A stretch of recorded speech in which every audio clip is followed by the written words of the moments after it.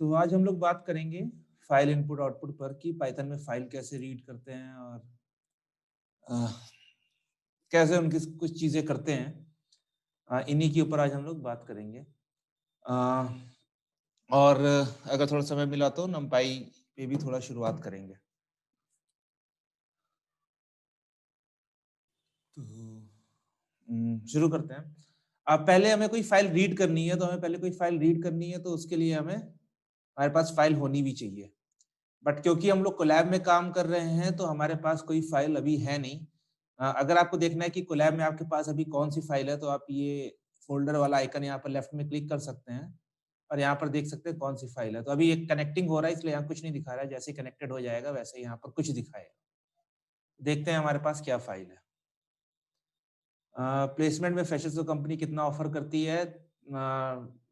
2 से 4 लैक्स।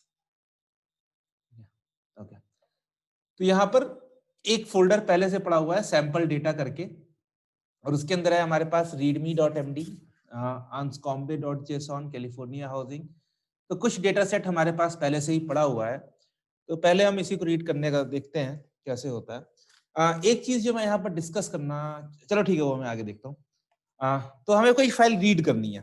जब भी हमें कोई फाइल रीड करनी होती है तो हमें पहले फाइल को ओपन करना पड़ता है, जैसे हम लोग डबल क्लिक करके ओपन करते हैं। तो पाइथन में कैसे फाइल को ओपन करते हैं, तो इसका एक सिंटैक्स है, बहुत ही इजी सा है। एक फंक्शन को यूज करता है, इसका नाम है ओपन। तो हाँ, हमें फाइल कैसे ओपन करते हैं, हम एक ओपन फंक्शन का यूज करते हैं जो पाइथन में पहले से प्री बिल्ट है। वो फंक्शन का यूज ऐसे होता है कि हमें उसे देना पड़ता है ओपन, और इस फंक्शन के जो आर्गुमेंट होते हैं, ये अगर देखो, अगर यहाँ पे वैसे आपका गूगल कोलैब खुद ही दिखा देता है। पहला होता है फाइल, दूसरा होता है मोड, और बाकी बाद में और कई सारी चीजें होती हैं। तो फाइल, यहाँ पर हमें अपनी फाइल का पाथ देना पड़ता है।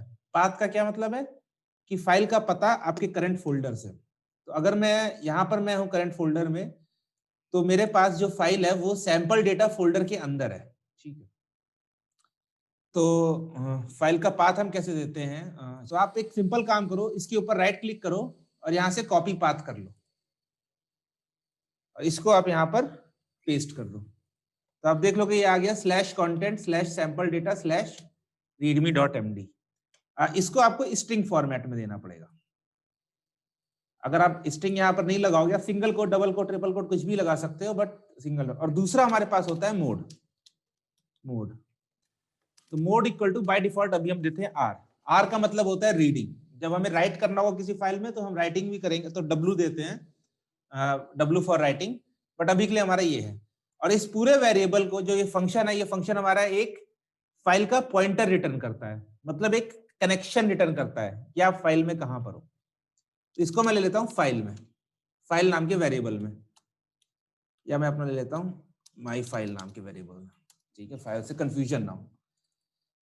तो मैंने अपने माई फाइल नाम के वेरिएबल में ओपन फंक्शन से मैंने उसको पाथ पास किया कि मुझे कौन सी फाइल रीड करनी है और कौन से मोड में रीड करनी है। ओके, इसको मैं रन कर देता हूँ। मेरे पास कोई एरर नहीं आई है, तो बहुत अच्छी बात है। अब ये जो माई फाइल है, इसका मैं टाइप दिखा देता हूं आपको।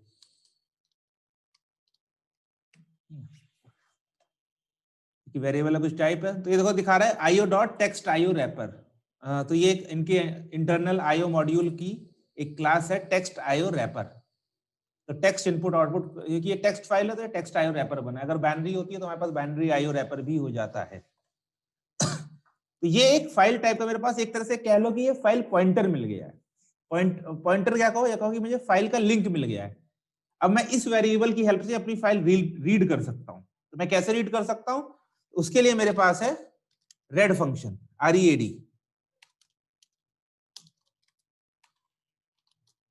तो मैं इसे कैसे यूज करूंगा? मैं करूंगा कि data equals to my file dot read. ये मेरा चल गया है, और इसके बाद मैं यहां पर डेटा को प्रिंट कर सकता हूं। देखो, जैसे मैं डेटा को प्रिंट करूंगा तो रीडमी फाइल के अंदर जो भी कंटेंट होगा, जितना भी कंटेंट होगा, सब आ जाएगा। यहाँ पर ये सारा कंटेंट आ गया कि this directory includes a few sample data sets to get you started, California housing, MNIST, this this this this. 3 data set है, जितने भी डेटा सेट है वो सबके सब आ गए हैं मेरे पास, mnist.cos CSV फाइल और unscombe.csv फाइल। तो रीड से मैं उस फाइल का जितना कंटेंट होता है मैं सब रीड कर सकता हूं। और जब भी आप अपनी फाइल को रीड कर लें तो उसके बाद फाइल को क्लोज करना बहुत जरूरी होता है, क्योंकि आप क्लोज नहीं करोगे तो आप अगर उस फिर से ओपन करने जाओगे तो आपके पास एरर आएगी। कई बार तो वो चल जाता है बट कई बार एरर आएगी। तो जब भी आप फाइल को रीड करो तो उसको क्लोज करो।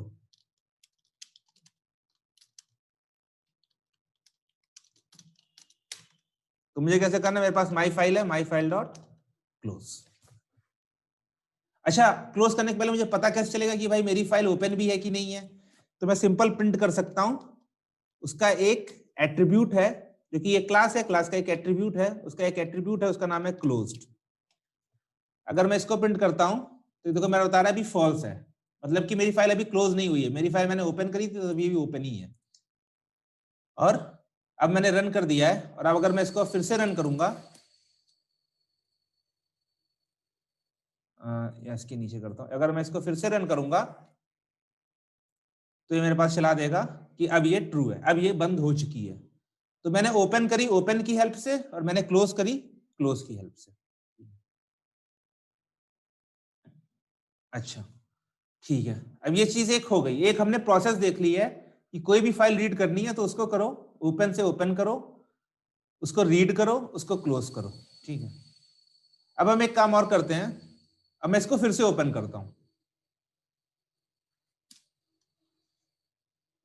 मैं फिर से ओपन करता हूं, ठीक है, और मैं इसको data equal to my file dot read करता हूं, ठीक है, और data two equal to my file dot read करता हूं, ठीक है, फिर मैं करता हूं my file dot closed, sorry my file dot close, मैं बंद कर दिया। ये मैंने चला लिया, मेरा कोड चल गया है। अब मैं दोनों को प्रिंट करूंगा, प्रिंट डेटा डेटा और print data two comma data two. तो यहां पर ये देखो डेटा है, तो डेटा के बाद मेरी पूरी फाइल ये प्रिंट हो गई आखिरी तक, और डेटा टू के बाद कुछ नहीं प्रिंट हुआ, जबकि कोड तो मैंने दोनों में सेम लिखा है, डॉट रीड ये उस पूरी फाइल को रीड करता है। और यहां पर हमने लेकिन एक बार ये प्रिंट किया उसने पूरी फाइल डेटा के साथ, और डेटा टू में इसमें कुछ नहीं आया। तो होता क्या है ये अब मैं दिखाता हूं आपको। होता क्या है यहां पर कि ये आपकी फाइल हो गई, मान लो बहुत ही बढ़िया ड्राइंग के साथ हमने शुरू करी है। तो जब आप ओपन करते हो, जब जैसे ही आपने लिखा फाइल इक्वल्स टू ओपन, और यहां पर इसका दोनों आर्गुमेंट पास कर दिया, ये लाइन पहुंच जाती है इसकी एकदम टॉप पर, यहां पर। इसको मैं पेन चेंज कर देता हूं। जैसे ही आपने किया माई फाइल डॉट ओपन, ये यहां पहुंच गया, ठीक है, फिर आप करते हो फाइल डॉट रीड, ठीक है, जैसे आप रीड करते हो तो रीड आपकी कंप्लीट फाइल को रीड करता है, सारी फाइल। तो ये कैसे रीड करता है, ये इसको उठाता है, ये इसको आगे बढ़ते जाता है, पूरी लाइन पढ़ता है, नेक्स्ट लाइन पढ़ता है, नेक्स्ट लाइन पढ़ता है, नेक्स्ट लाइन पढ़ता है, नेक्स्ट लाइन पढ़ता है, और फाइल के आखिरी में आकर सेव हो जाता है। तो मैं जब पॉइंटर कह रहा था, ये आप कहोगे या फिर ये एक स्टिक है, कि जब आपने स्टार्ट करी तो ये स्टिक शुरुआत में है, जब आपने रीड कर लिया तो ये स्टिक एंड पर है, ठीक है। अब आपकी स्टिक यहां पर आ गई है, तो आप जब दूसरी बार जब आप लिखोगे फाइल डॉट रीड, तो अभी तो ये यहां पर है, अब इसके आगे तो कुछ बचा ही नहीं ना रीड करने को, कुछ भी बचा ही नहीं रीड करने को। जब कुछ बचा नहीं रीड करने को तो जब मेरा, इसीलिए मेरा डेटा टू में क्या आया था, कुछ नहीं था, नन था, क्योंकि उसे कुछ मिला ही नहीं इसके आगे रीड करने को, क्योंकि वो पहले से ही फाइल के आखिरी में था। और जब आप रीड करते हो तो आप रीड करके फाइल के आखिरी में आ जाते हो। तो ये एक कॉन्सेप्ट पता होना चाहिए फाइल रीडिंग में, क्योंकि कई बार लोग होता है कहते हैं यार मैंने रीड लिखा मेरे पास कुछ डेटा नहीं आया, क्योंकि तो आप पहले ही रीड कर चुके हो, आप उसे प्रीवियसली किसी और सेल में आप उस चीज को रीड कर चुके हो, इसलिए वो नहीं आता है। और इसीलिए यहां पर मेरे पास मैंने एक बार रीड किया तो मेरे पास डेटा के साथ तो प्रिंट हुई पूरी फाइल, बट जब मैंने दूसरी बार फिर से माई फाइल डॉट रीड किया तो यहाँ पर कुछ भी नहीं आया, क्योंकि मेरी फाइल पहले से ही, जो मेरी स्टिक थी जहां से मुझे रीड करना था, वो पहले से ही मेरे पास नहीं बची है। तो अभी हमें वापस जाना है, तो हम कैसे जाएंगे? तो उसके लिए भी कुछ फंक्शंस होते हैं, तो उसी के लिए हम लोग देखते हैं अपना पहले dir, हम लोग को पता ही है, तो मैं कर देता हूं dir माई फाइल। ठीक है, तो इसमें कुछ फंक्शंस होते हैं। देखो मैंने कल बताया था ना कि जो डबल अंडरस्कोर होते हैं वो सब इंटरनल होते हैं, आपको वो यूज नहीं करने, आपको वो यूज करने हैं जो आपके, जो जिसमें डबल अंडरस्कोर नहीं है। तो जैसे रीड होता है वैसे हमारे पास राइट होता है, ऐसे ही एक होता है रीड लाइन और एक होता है रीड लाइंस। इन दोनों में क्या अंतर है अभी हम लोग देख लेते हैं। ठीक है, क्लोज हमने देखा, हम लोग क्लोज फाइल को क्लोज करने के लिए होता है, क्लोज हमारा चेक करने के लिए होता है, डिटैच हमारा अलग करने के लिए होता है। एक इसमें मुझे चाहिए सीक। ये जो सीक होता है, ये सीक, आपको सीक का मतलब क्या होता है अंग्रेजी में? देखो, देखो मतलब मैं बता रहा हूं कि सीक का मतलब होता है देखो। तो देखो मतलब क्या है? तो ये कहता है कि तो इस सीक की हेल्प से हम लोग फाइल की शुरुआत में वापस जा सकते हैं। कैसे जा सकते हैं अभी हम लोग देख लेते हैं। अभी मैंने फाइल क्लोज करी थी यहाँ पर, हाँ मैंने क्लोज कर दी थी। मैं फिर से फाइल को रीड करता हूँ, इसको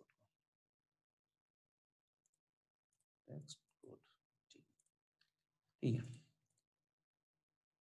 माई फाइल डॉट रीड। ठीक है, अब मैं क्या करता हूं, माई फाइल डॉट सीक। तो सीक में मैं अभी जैसे मैं खोलूंगा तो क्या है, भैया एक कुकी दे दो कि चेंज स्ट्रीम पोजीशन, तो अगर आप 0 दोगे तो स्टार्ट ऑफ स्ट्रीम पे चला जाएगा। द ऑफसेट शुड बी 0 और पॉजिटिव, तो मतलब एकदम शुरुआत में जाना है तो मुझे 0 देना पड़ेगा, अगर मुझे करंट पे जाना है तो मुझे 1 देना पड़ेगा, और एंड ऑफ स्ट्रीम में जाना है तो 2 देना पड़ेगा। ठीक है, तो मैंने यहां दे दिया, मुझे स्टार्ट में जाना है। और वेंस, वेंस क्या है?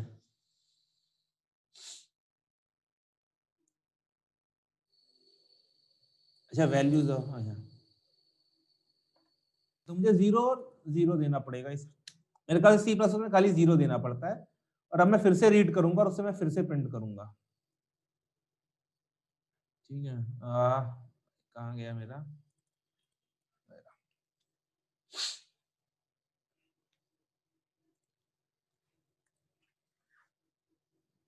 तो ये मेरा डेटा के साथ पूरा प्रिंट हुआ है और डेटा 2 के साथ वापस पूरा प्रिंट हुआ है, क्योंकि मैं अपने, कि मैं, मुझे जहां से रीड करना था उसको मैंने वापस रीसेट किया कि वो अब चला जाए फाइल के स्टार्ट में, तो उसके पास फिर से कुछ रीड करना होगा। ओके, कुछ रीड करने को बचे तो ये एक हो गया। इसी के साथ एक फंक्शन होता है मेरे पास रीड लाइन और रीड लाइंस, वो भी हमने देखा है, वो भी हम देख लेते हैं। मैं फिर से इस फाइल को ओपन करता हूं।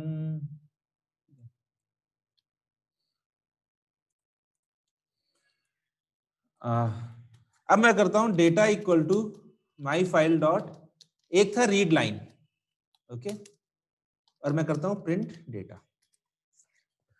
फाइल हमने देख रखे, हमारे कंटेंट क्या है, this directory includes the free samples data to get you started. तो जो पहली लाइन है डॉट रीड लाइन, आपका एक रीड लाइन एक फाइल को रीड करता है, सॉरी एक लाइन को रीड करता है, जैसा नाम है वैसा काम है। ठीक है, अच्छा मैं इसी को फिर से चेंज करता हूं, मैं करता हूं data equal to my file, data two equals to my file dot read line, और मैं क्या करता हूं प्रिंट डेटा, प्रिंट और एक लाइन प्रिंट करता हूं ऐसी, और फिर प्रिंट डेटा टू।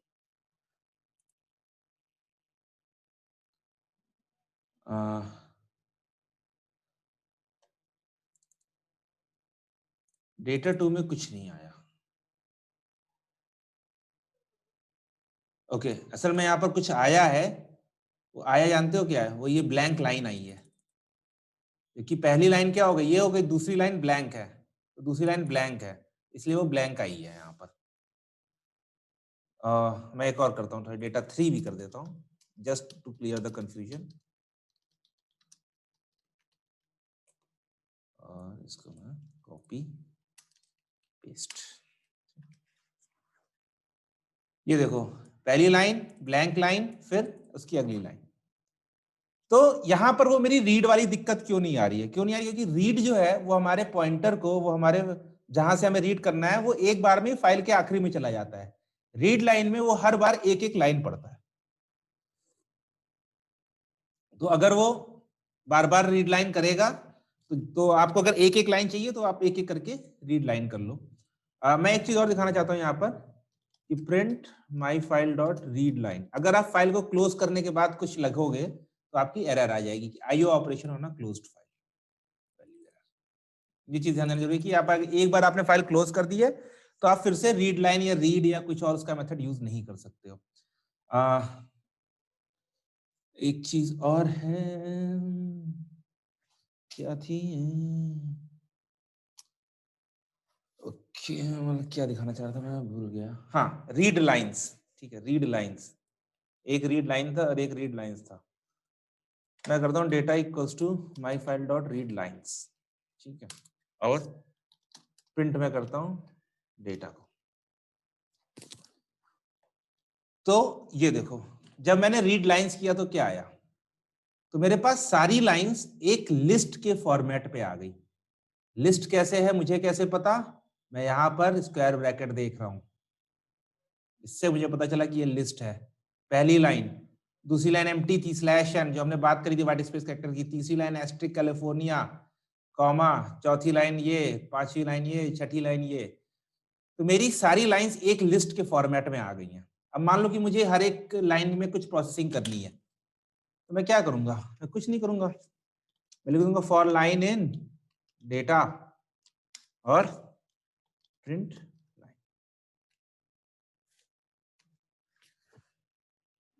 मेरे पास पूरी फाइल वापस आ गई है। तो रीड लाइन से मेरे पास सारी लाइनें एक लिस्ट के फॉर्मेट में आ जाती हैं, फिर उसको मैं फॉर लूप में यूज कर सकता हूं। जैसे मुझे हर लाइन के ऊपर, मतलब कि हर लाइन को अपर केस में करना है, तो मैं इसके ऊपर अपर लगा दूंगा। ये देखो, मैं कुछ भी कर सकता हूं हर लाइन के ऊपर। तो अभी ये मैंने अपर केस में कर दिया। तो ये मैंने कैसे किया? मैंने रीड लाइंस लगाया, मैंने हर लाइन के ऊपर अपर केस लगा दिया। आप चाहो तो ये रीड के ऊपर भी लगा सकते हो, बट हमें जरूरत पड़ती है कि बार बार हम लोग फाइल को, मतलब कि फाइल की हर एक लाइन के ऊपर कुछ ना कुछ ऑपरेशन करें। क्यों करते हैं अभी देखते हैं। ओके ओके, ठीक है। अब एक अच्छा, ये जो फाइल थी ये टेक्स्ट फाइल थी। एक कॉन्सेप्ट होता है इसमें फ्लैट फाइल्स का। फ्लैट फाइल्स क्या होती हैं? वो डेटा फाइल्स होती हैं। जैसे कि ये व्यू तो करेगा नहीं, मैं इसको प्रिंट करता हूँ, California housing test dot CSV को। ठीक है, मैंने कॉपी पाथ किया, मैंने किया file equals to, file equals to open, path copy किया, comma, mode equals to R। अगर आप रीडिंग मोड में कर रहे हो तो आपको मोड इक्वल टू R देने की जरूरत नहीं है, वो बाय डिफॉल्ट वो रीडिंग मोड में ही लेता है। ओके, मैंने फाइल को ओपन किया, फिर मुझे करना है, हाँ, फाइल डॉट रीड, प्रिंट कर देता हूँ इसको, और फाइल डॉट क्लोज। ओके, तो ये देखो, ये कैलिफोर्निया के हाउसिंग का डेटा सेट है, मतलब कि उनके घरों का कुछ एड्रेस है। तो मेरे ख्याल से ये आपके लैटिट्यूड लॉन्गिट्यूड है 36, 37.65, 39। ये शायद स्क्वायर फीट में एरिया है, ये कुछ और है, ये कुछ और है, ये कुछ और है। तो जहां पर आपके पास रोज ऑफ डेटा हो और डेटा स्ट्रक्चर्ड फॉर्मेट में हो, ये एक रो एक घर का डेटा है, तो उसका लैटिट्यूड लॉन्गिट्यूड क्या है, उसका एरिया क्या है, और ये पहली चीज पता नहीं क्या है, मैंने अभी कॉलम कॉलम नेम होगा ये इसमें। ओके,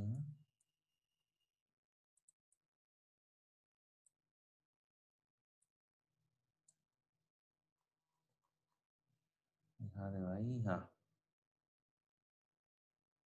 ओके, पहला लॉन्गिट्यूड है, दूसरा लैटिट्यूड है, तीसरा हाउसिंग मीडियन एज है। मीडियन एज कितनी है घर की, टोटल रूम्स कितने हैं, टोटल बेडरूम्स कितने हैं, ठीक है, इस तरह का डेटा है। तो जहां पर आपके पास डेटा ये रोज और कॉलम्स के फॉर्मेट में हो, उसे हम लोग बेसिकली कहते हैं कि वो फ्लैट फाइल है। और पाइथन में हम लोग फ्लैट फाइल्स बहुत यूज करते हैं। ये कोई अलग से कोई कॉन्सेप्ट नहीं है, बस एक याद कर लो कि जहां पर भी आपके पास स्ट्रक्चर्ड फॉर्मेट में डेटा हो, उसे हम लोग फ्लैट फाइल्स कहते हैं, और एक फाइल में हो, किसी डेटाबेस में ना हो, ना किसी वेब की लोकेशन में हो। तो हम लोग इनको भी रीड करते हैं। तो इनको हम लोग रीड करना सीखेंगे, बट कोई जरूरत नहीं है, क्योंकि अभी हम लोग पेंडास से काम करेंगे तो हम लोग डायरेक्टली रीड कर सकते हैं। बट आप चाहो तो इसको भी रीड कर सकते हो। अब जैसे यहाँ पर ये आ गया ना, मैंने सब कुछ रीड किया है, मैं इसको वैसे दिखाता हूँ। जो मैं कह रहा था कि मुझे वाइल लूप की जरूरत, सॉरी फॉर लूप की जरूरत क्यों पड़ती है। मेरे पास ये सारा डेटा कैसा है, कॉमा सेपरेटेड है, सारी वैल्यूज कॉमा से अलग अलग है। ओके, तो मैं एक लाइन आपको भी सेपरेट करके दिखाता हूँ। Sorry, data equals to file dot read, ठीक है। मैं करता हूँ फॉर लाइन इन डेटा,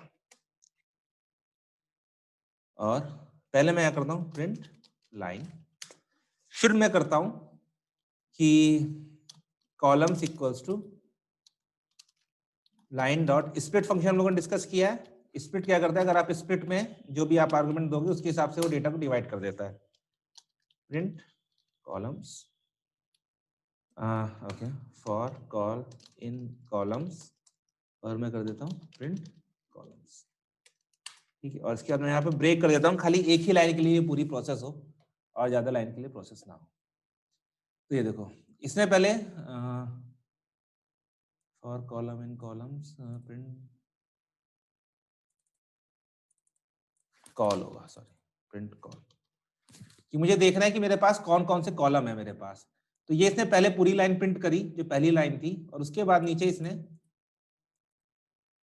क्या हुआ, उसके कॉलम्स प्रिंट किए। तो मेरे पास ये कॉलम्स है, longitude, latitude, housing median age, total rooms, total bedrooms, pollution, population, households, median income, median house value. अब ये मैं क्यों कर पाया, क्योंकि मुझे पता ही फाइल को कैसे रीड करते हैं, और मुझे ये पता था कि पहला कॉलम, पहली जो रो है वो मेरे पास कॉलम नेम्स है, तो मैं सारे कॉलम नेम निकाल लूंगा। इसी तरह मुझे निकालना है कि भाई कि टोटल रूम कितने हैं, तो मुझे पता है कि वो 0 1 2 3 तीसरी वैल्यू पर होगा। स्प्लिट लगाओ, तीसरी वैल्यू निकालो। पॉपुलेशन निकालनी है तो स्प्लिट लगाओ, पांचवी वैल्यू निकालो। मीडियन इनकम निकालनी, स्प्लिट लगाओ, -2 वैल्यू निकालो। -2 क्यों, क्योंकि लास्ट वाली -1 हो जाएगी और ये -2 हो जाएगी। अब ओके, तो ये बस मुझे दिखाना था, ठीक है। अब एक चीज मैं बात जो करना चाहता हूं वो है कॉन्टेक्स्ट मैनेजर से। कॉन्टेक्स्ट मैनेजर पाइथन में एक कॉन्सेप्ट होता है बेसिकली, कि ये क्या करता है कि ये हमें अलाउ करता है कि हम एलोकेट और release resources exactly when required. जब हम चाहे तब हम एलोकेट कर पाए रिसोर्सेज को, और जब हम चाहे तब हम उन्हें रिलीज कर पाए, ठीक है। जैसे अभी हम लोग जो ऊपर काम कर रहे थे, हम लोग क्या कर रहे थे, हम लोग फाइल को ओपन कर रहे थे और फाइल को क्लोज कर रहे थे। तो यहाँ पर हम एलोकेट कर रहे हैं, जो कि जो फाइल ओपन होगी वो क्या होता है, वो रैम में जाकर ओपन होती है। रैम में ओपन होने के बाद वो आके उसका हमें एक लोकेशन मिलती है, जो कि हमें फाइल वेरिएबल में मिलती है। फिर हम आखिरी में उसे क्लोज करते हैं, तो जो रैम में जो पूरी फाइल ओपन होती है वो डिलीट हो जाती है। तो हम एलोकेशन और रिलीज ऑफ रिसोर्सेस कर रहे हैं। कॉन्टेक्स्ट मैनेजर की हेल्प से हम जब चाहते हैं तभी हम कर सकते हैं। इसका जो सबसे कॉमन एग्जांपल है वो हम लोग यूज करते हैं विद का। विद, ठीक है। देखो, जैसे मैं आपको विद का यूज बता सकता हूं। अब विद का यूज क्या है, बहुत ही सिंपल टर्म्स में, हाँ, गार्बेज कलेक्शन की तरह है, बट गार्बेज कलेक्शन आपके थ्रू आउट प्रोग्राम पे लगता है। विद से आप जैसे ही आपका वेरिएबल फ्री होता है वैसे ही आप, मतलब कि कॉन्टेक्स्ट मैनेजर से जैसे ही आपका वेरिएबल फ्री होता है वैसे ही आपका डेटा क्लीन हो जाता है। गार्बेज कलेक्शन का जैसे, अब ये क्या होता है कि जैसे घर में कूड़ा क्या होता है कि हर दिन या हर दूसरे दिन आता है कचड़े वाला, ठीक है। तो गार्बेज कलेक्टर का भी एक फिक्स टाइम होता है कि हाँ भाई इतना टाइम हो गया, अब गार्बेज कलेक्शन चला दो। कॉन्टेक्स्ट मैनेजर की हेल्प से हम तुरंत की तुरंत कर देते हैं, मतलब ये एक स्पेशल सर्विस है कॉन्टेक्स्ट मैनेजर की हेल्प से। तो जैसे मैं विद का एग्जांपल बताता हूँ। विद का सबसे इजी एग्जांपल है जो आप कहीं भी पाइथन में देखोगे कि अभी मैं बार बार कहता हूं भैया जितनी बार फाइल को ओपन करो उतनी बार फाइल को क्लोज करो, जितनी बार फाइल को ओपन करो उतनी बार फाइल को क्लोज करो, ठीक है। विद की हेल्प से हम ये काम एक लाइन में कैसे कर सकते हैं कि विद ओपन, मेरे पास जो भी फाइल है, ठीक है, विद ओपन, मैं सिंपल फाइल देता हूं अपनी readme.md, ठीक है,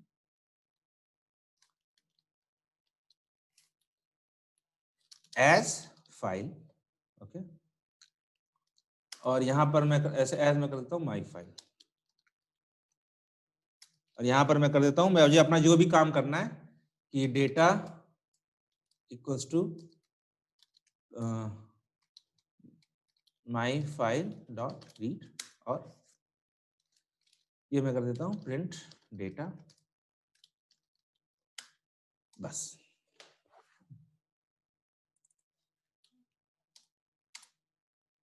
हाँ,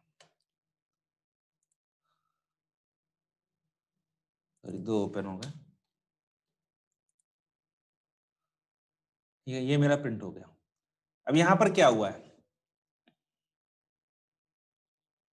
यहां पर क्या हुआ है, ये देखो मेरा कोड अभी भी सेम ही है, with open as my file, मतलब इस रिसोर्स को ओपन करके और इसको इस वेरिएबल में डाल दो, इसके साथ काम करो, और यहां पर अब देखो यहां पर कोलन लगा हुआ है तो ब्लॉक है, तो ये सब इंडेंटेड कोड है, मतलब कि ये सारे कोड इस ब्लॉक के अंदर ही चलेंगे। तो ये जो कोड है, ये कोड इक्विवेलेंट है इस कोड के, इस कोड के, ऐसे में लिख देता हूं, ये कोड है, इसके इक्विवेलेंट किसके है, ये है my file equals to open, इसको मैं पूरा कॉपी कर लेता हूं,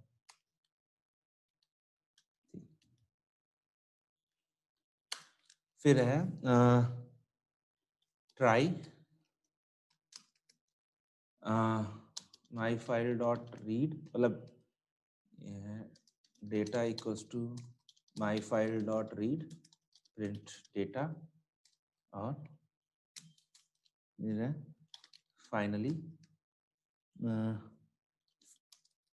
माई फाइल डॉट क्लोज। तो ये है मेरे पास, ये ऊपर वाला कोड है वो नीचे वाले के इक्विवेलेंट है।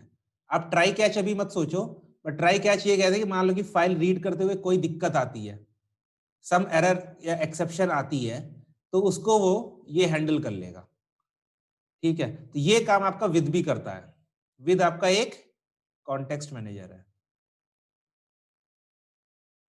कॉन्टेक्स्ट मैनेजर क्या होता है, जैसे हम लोग इंग्लिश में बात करते हैं ना कि यार अगर हम उसकी जिंदगी के कॉन्टेक्स्ट में देखें तो उसने सही डिसीजन लिया, मतलब कि अगर हम अपने वर्क, मतलब कि क्या चीज हम अभी करंटली कर रहे हैं उसके ऊपर डिपेंडेंट है हमारी चीजें। तो यहाँ पर ये कॉन्टेक्स्ट मैनेजर क्या करेगा, भैया हम इस फाइल को ओपन करके मैंने इस वेरिएबल में डाल दिया है, ठीक है।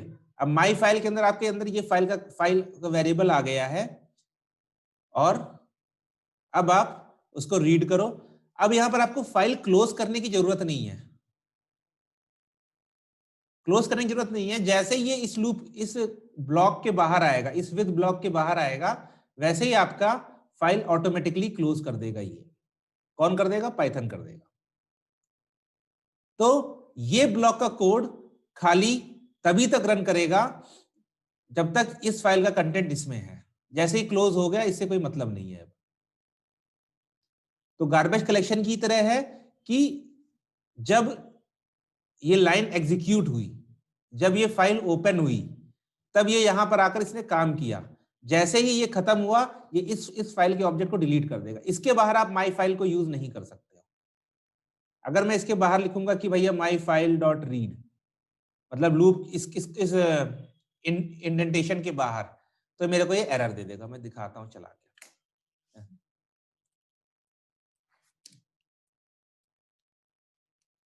ये देखो इसने यहां पर पूरा प्रिंट तो कर दिया है, ओके। मैं फिर से करता हूं, मैं अब देखो मैं उस कॉन्टेक्स्ट के बाहर मैं करता हूं माई फाइल डॉट रीड, देखो एरर आ गई, IO operation on a closed file. तो इसने अपने आप ही क्लोज कर दिया। जैसे ही ये इस ब्लॉक के बाहर गया, माई फाइल क्लोज हो गई, आपका रिसोर्स फ्री हो गया। तो कॉन्टेक्स्ट मैनेजर का ये काम होता है जनरली, कि ये हमें, कि हमने अपने कोड को इससे बाइंड कर दिया है, इस फाइल से और इस वेरिएबल से मैंने बाइंड कर दिया है। जब तक ये फाइल ओपन रहेगी तब तक ये कोड चलेगा, और जैसे ही ये मैं ब्लॉक के बाहर जाता हूं वैसे ही मेरा कोड खत्म हो जाएगा। तो जनरली जो विद का काम होता है, विद का काम क्या होता है जनरली? विद का काम होता है कि अगर आपके पास दो रिलेटेड ऑपरेशंस हैं जो आप एग्जीक्यूट करना चाहते हो,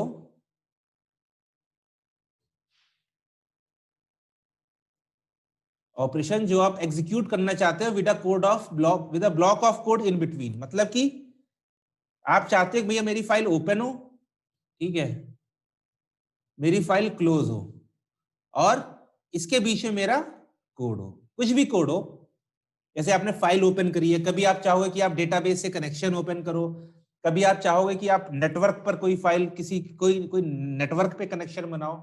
तो इन सब केसेस में हम लोग विद यूज करते हैं, कि वो ओपन भी कर लेता है, वो क्लोज भी कर लेता है, आपको खाली विद के बाद अंदर का कोड लिखने पे ध्यान देने की जरूरत है, बाकी वो सारी हैंडलिंग अपने आप कर लेगा।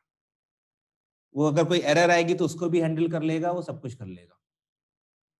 तो विद काम कैसे करता है? विद काम कैसे करता है? असल में जितने भी कॉन्टेक्स्ट मैनेजर होते हैं ना, इनकी क्लास में हमारे पास दो मेथड्स होते हैं। एक होता है डबल अंडरस्कोर एंटर, और एक होता है डबल अंडरस्कोर एग्जिट। तो जब मैंने विद लिखा ना, कि विद ओपन एज एक्स, तो ये एंटर के अंदर मेरा ये कोड चलाता है, ठीक है। और जो भी इसका ऑब्जेक्ट होता है, उसका जो भी क्लोज्ड फंक्शन होता है, वो एग्जिट के अंदर चला देता है। तो जब वो विद ब्लॉक मेरा शुरू होता है तब उसका एंटर वाला फंक्शन चलता है, और जब वो विद खत्म होता है तो उसका एग्जिट वाला फंक्शन चलता है।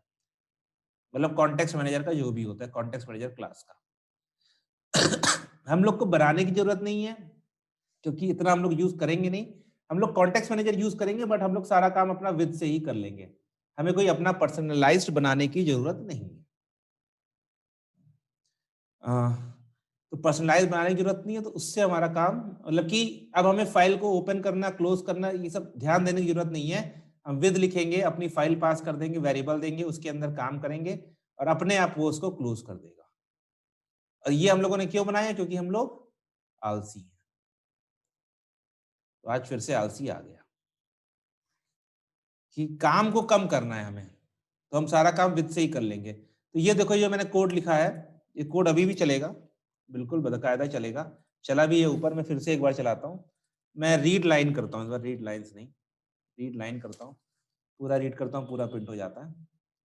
एक लाइन रीड हुई, प्रिंट हुआ, डेटा खत्म, ये करेक्शन खत्म, आगे मुझे कुछ यूज नहीं करना, मेरा काम हो गया। तो ये कोड किसके इक्विवेलेंट है? ये वाला विद इसके इक्विवेलेंट है। कि देखो, मेरे इससे मेरा 3 लाइन में काम हो गया, जहां पर मेरा 1 2 3 4 5 6 लाइन का काम हो रहा था।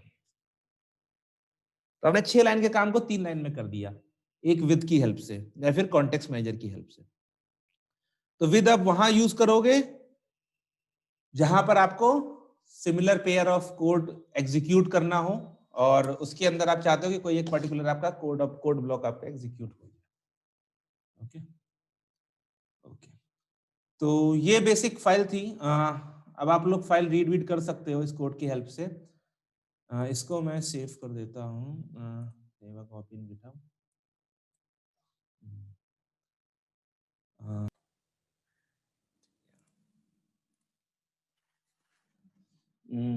एक चीज मैं कोलैब में डिस्कस करना चाहता था, वो थे मेरे पास मैजिक कमांड्स।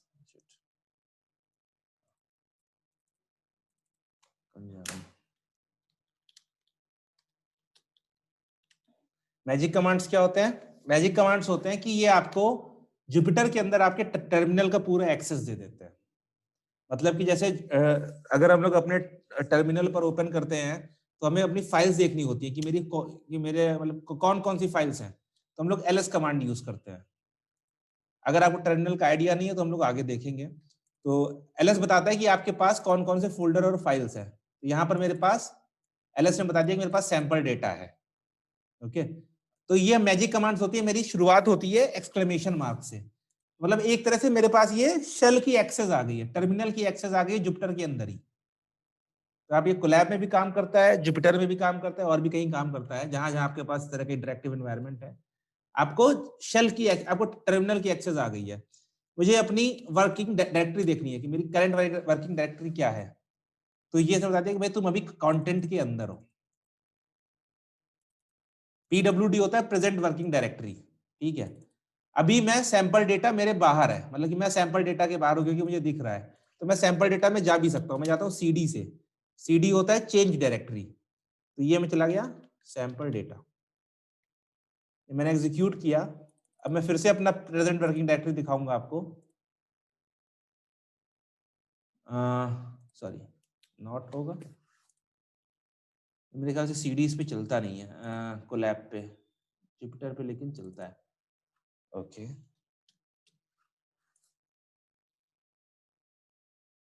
ओके, हाँ मेरे सीडी यहाँ इसमें नहीं चलता है, कोलैब में नहीं चलता है, जुपिटर में चलता है। इस पर एक और चलता है, उसका नाम है कैट। कैट होता है आपका पूरी फाइल को प्रिंट कर देता है। तो मेरे पास readme.md थी, तो ये देखो कैट से हमने पूरी फाइल अपनी प्रिंट कर ली, मैंने पाइथन नहीं लगाई। ये है मेरी शेल स्क्रिप्टिंग, या मैं अभी टर्मिनल या फिर शेल के कमांड चला रहा हूँ। तो अगर मुझे टर्मिनल या शेल के कमांड चाहिए होते हैं तो मैं एक्सक्लेमेशन मार्क और उसके बाद वो कमांड यूज करता हूँ। एक एग्जांपल और है इसका, जैसे अभी आप लोग बाद में अगर पैकेजेस इंस्टॉल करोगे, तो हम लोग पैकेजेस इंस्टॉल करते हैं पाइथन के मॉड्यूल्स और पैकेजेस वाले कॉन्सेप्ट में। पैकेजेस मतलब कि जो हमें बाहर से इंस्टॉल करना है, तो उसके लिए हम लोग यूज करते हैं पिप इंस्टॉल, और उसके बाद अपना जो भी होता है मेरे पास, जैसे मान लो नमपाई है, नमपाई इंस्टॉल करना है, तो हम लोगों ने लिख दिया नॉट इंस्टॉल, नॉट मतलब एक्सक्लेमेशन पिप इंस्टॉल नमपाई।